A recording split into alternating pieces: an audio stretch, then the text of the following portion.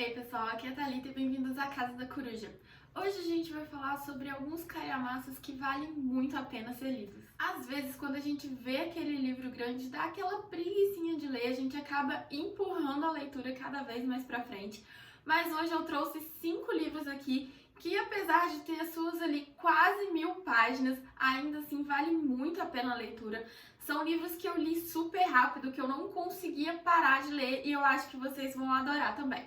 O primeiro livro que eu quero falar com vocês é Um Defeito de Cor, da Ana Maria Gonçalves. Esse livro ele tem 950 páginas, é um livro bem grandão, mas é um livro que eu não conseguia largar. Tem uma determinada parte da história que eu tava tão envolvida, que eu precisava tanto saber como que os personagens iam sair daquela situação, que eu li assim 200 páginas em uma sentada só, já era quase 1 hora da manhã e eu não queria parar com a leitura de jeito nenhum. Aqui a gente acompanha a história da Querinde, desde quando ela tinha os seus 7, 8 anos até ela já tá bem velhinha.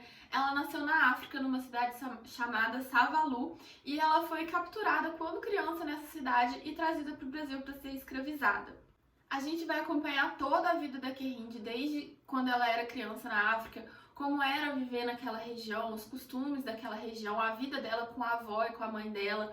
A gente acompanha quando ela é capturada, a travessia pelo Atlântico num navio negreiro, como foi passar ali semanas naquele porão. São cenas muito fortes que me impactaram muito, que muitas vezes a gente não tem descrito com tantos detalhes assim nas narrativas desse período, e por todos os sofrimentos, por todos os medos, as angústias, as tristezas que ela passou, tanto nessa travessia quanto a sua vida enquanto escravizada aqui no Brasil. E o que eu acho muito interessante nesse livro é que a gente tem a história, praticamente 100 anos da história do Brasil, aqui são várias décadas, contadas pelos olhos de uma pessoa escravizada.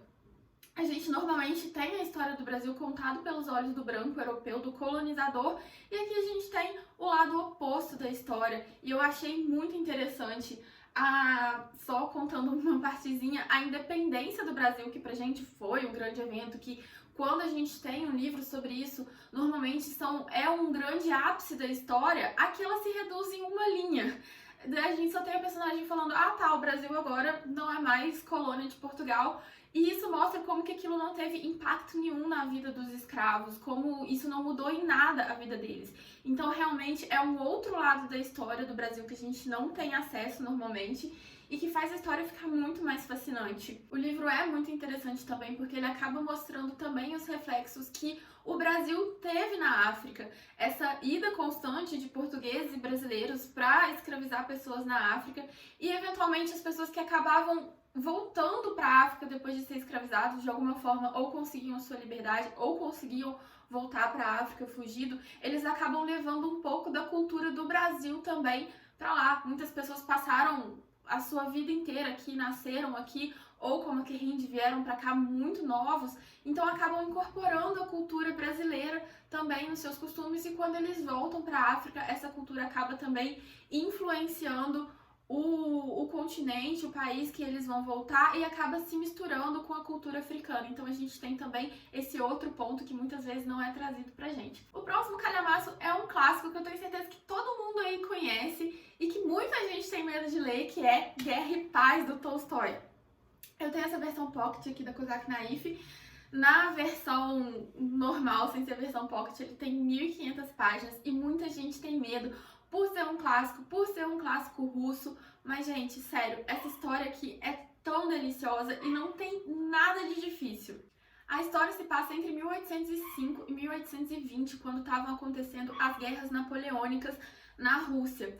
E a gente tem toda a descrição das batalhas, as intrigas e disputas políticas que envolviam o período, mas muito além disso, nesse livro a gente tem a descrição da vida e da cultura da Rússia nesse momento.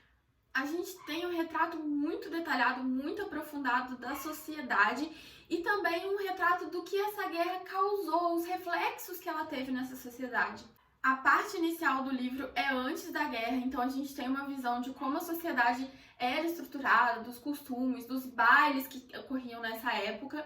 E depois de umas 100 páginas ali, as guerras começam e a gente vai vendo todos os reflexos que ela traz para a vida da Rússia, não só apenas com relação às batalhas em si, aos homens indo para a guerra, como era a vida no fronte, mas também das pessoas que ficaram nas cidades esperando a volta desses homens, esperando que a guerra passasse, as dificuldades econômicas pelo que o país passou, as mudanças nos costumes e as mudanças da sociedade em si, da forma de vida. Ele traz essa visão de que a guerra não afeta só quem foi pro fronte, ou não afeta só as áreas ali realmente envolvidas nas batalhas, afeta a vida de todo mundo. A gente tem vários personagens retratados nesse livro, cada personagem de uma classe social diferente, e em cada um deles Tolstói vai nos mostrando uma faceta que essa guerra trouxe, uma mudança de pensamento, uma mudança de vida. A gente acompanha desde os mais ricos, desde os aristocratas que estão ali vendo a sua fortuna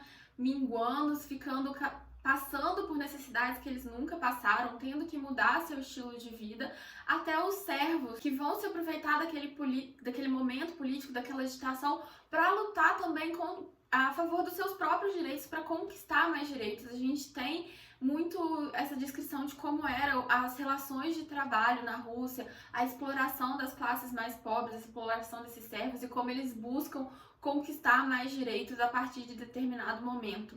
A gente tem muitas essas relações políticas, não só as políticas da guerra em si, mas as políticas do dia a dia da Rússia retratadas nesse livro aqui. A maioria dos personagens aqui não são personagens bonzinhos ou os vilões da história. A gente realmente tem muitas camadas em cada um e a gente vai vendo que ninguém é totalmente bom, ninguém é totalmente ruim. Os personagens tomam decisões duvidosas, realmente porque o Tolstói queria trazer esse lado humano para sua história.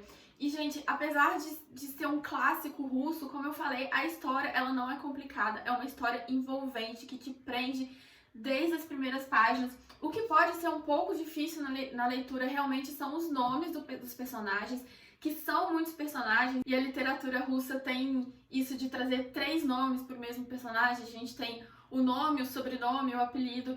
Então, uma dica de leitura que eu deixo para vocês é vocês irem anotando os personagens, os nomes dos personagens e fazendo uma árvore genealógica ali deles. Ah, fulano é casado com fulano, que teve o filho tal, e quando eles forem sendo citados novamente na história, você pode voltar ali no seu rascunho e ver em qual família que a gente está falando, em qual núcleo da narrativa que a gente está, porque essa é realmente a única parte que pode ser um pouco confusa na história, porque a história em si não tem nada de complicado, não é uma história. Eu, pelo menos, antes de pegar Guerra e Paz, eu achava que ia ser uma história filosófica, que o autor ia ficar viajando, ou ia ficar ali no meio daquela guerra política e falando sobre política. Gente, não, é uma história deliciosa, que traz muito da sociedade russa, que traz muito da política russa, e eu tenho certeza que vocês vão se apaixonar. O próximo livro eu não tenho físico, eu li ele pelo Kindle Unlimited, eu não sei se ele ainda tá por lá, mas se tiver, corram pra ler, que é E o Vento Levou, da Margaret Mitchell. Esse livro ele se passa no sul dos Estados Unidos e na época da Guerra de Secessão, que foi uma guerra civil entre os estados do norte e os estados do sul. Os estados do sul queriam a sua independência, formar um país separado, porque eles tinham muitos conflitos políticos, econômicos e de própria estrutura da sociedade.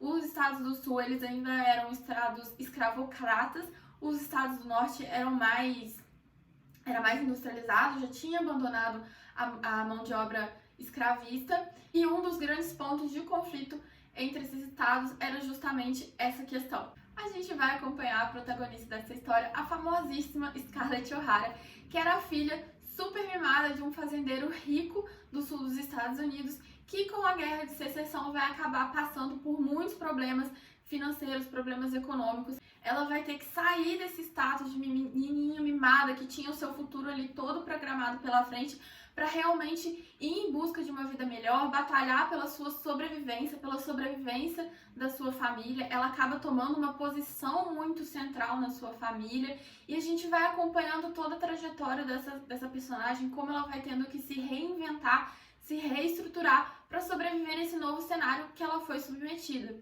Muita gente fala que essa é a maior história de amor de todos os tempos, mas eu, como eu já falei na resenha que eu fiz desse livro aqui em cima, eu vou deixar aqui nos cards pra vocês, eu acho que esse livro é muito mais do que uma história de amor. A gente tem ali, sim, o relacionamento da Scarlett com o Rhett Butler, mas isso é muito uma subtrama do livro. O ponto principal do livro, pra mim, realmente é o desenvolvimento da Scarlett, como ela teve que amadurecer para passar por esse período complicado dos Estados Unidos.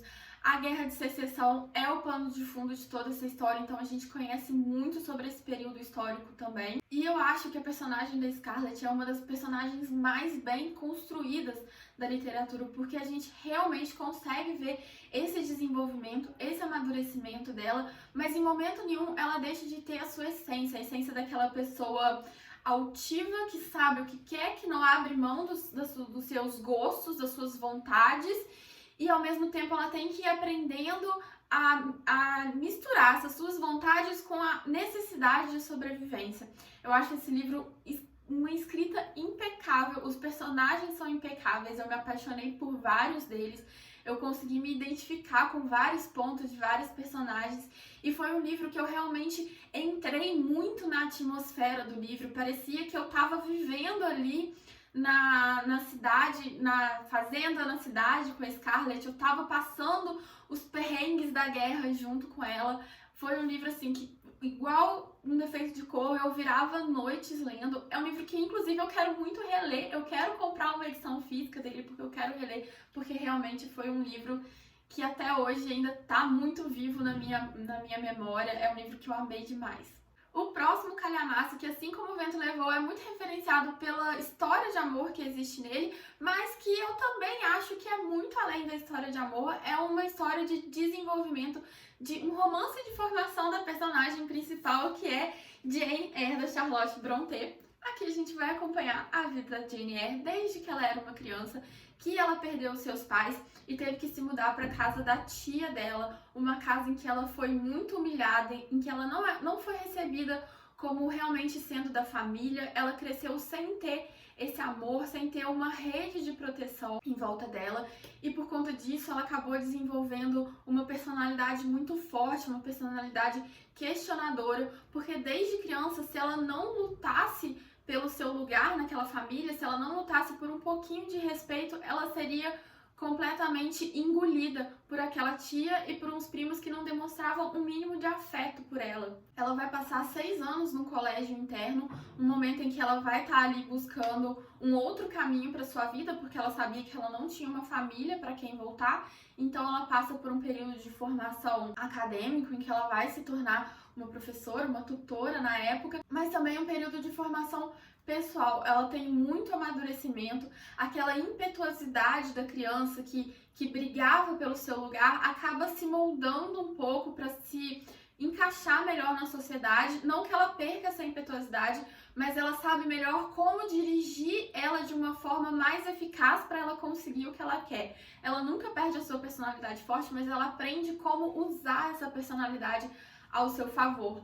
Quando ela se forma nesse colégio, ela vai se tornar tutora da Adele, que é a afilhada do Sr. Rochester, que vai ser o interesse romântico da Jane Eyre durante o livro. Essa é uma história que divide muitas opiniões. Algumas pessoas amam Jane, outras pessoas odeiam Jane, não conseguem entender as decisões que ela toma no decorrer da história. Eu particularmente me apaixonei pela personagem, eu acho ela uma personagem muito coerente durante toda a história. Como eu falei, é uma personagem que sabe o que quer, que tem noção de para onde ela quer ir com a vida dela, e todas as decisões que ela foi tomando no decorrer da sua vida não foram influenciadas por questões externas. Não é aquela personagem romântica que tudo que importa na vida dela é ficar com seu grande amor e ela abriria a mão da sua vida pelo Sr. Rochester. Não, ela inclusive toma algumas decisões que vão contra esse amor, porque ela quer realmente manter a sua vida, a sua independência em primeiro lugar. De todos os livros que eu falei nesse vídeo aqui, o próximo é o único que ainda não tem resenha no canal. Se você quiser saber mais detalhadamente sobre os livros que eu falei até agora, todos vão estar linkados ou aqui em cima ou no box de descrição. Esse último livro ainda não tem resenha, mas ainda assim é um livro que vale muito a pena ser conhecido, que é Os Trabalhadores do Mar, do incrível Victor Hugo. Essa minha edição aqui, ela pode enganar, você pode achar que é um livrinho pequenininho, mas ela tem quase 700 páginas e as letrinhas são bem pequenininhas. Aqui a gente vai acompanhar a história do personagem Gilead, que é um excluído da sociedade em que ele vive. Ele mora numa casa que é meio abandonada e existe toda uma história de feitiços e bruxarias envolvendo ele. As pessoas acham que ele mexe com os poderes das trevas, então ele é muito excluído, ninguém fala com ele naquela cidade. E ele acaba se apaixonando pela Déruchette, que é sobrinha de um comerciante muito rico da cidade. Um belo dia, um navio desse comerciante vai naufragar perto de uma ilha, que é uma ilha numa região muito perigosa, que ninguém vai muito para essa região, porque já é uma região conhecida por naufragar navios. Então, quando esse navio desse comerciante naufraga lá, ele faz uma oferta para a população em geral que quem trouxesse o seu navio de volta teria a mão da sua sobrinha em casamento.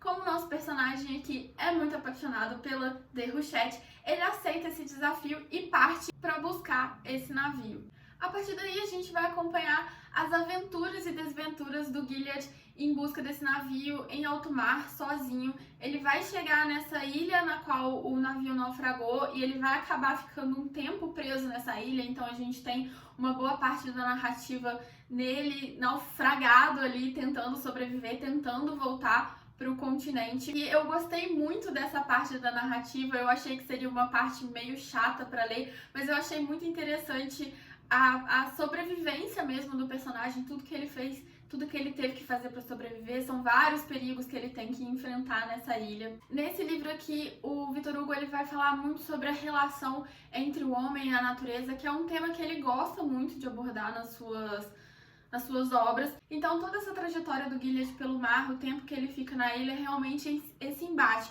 entre o homem tentando domar a natureza e a natureza tentando reconquistar o espaço tomado pelo homem.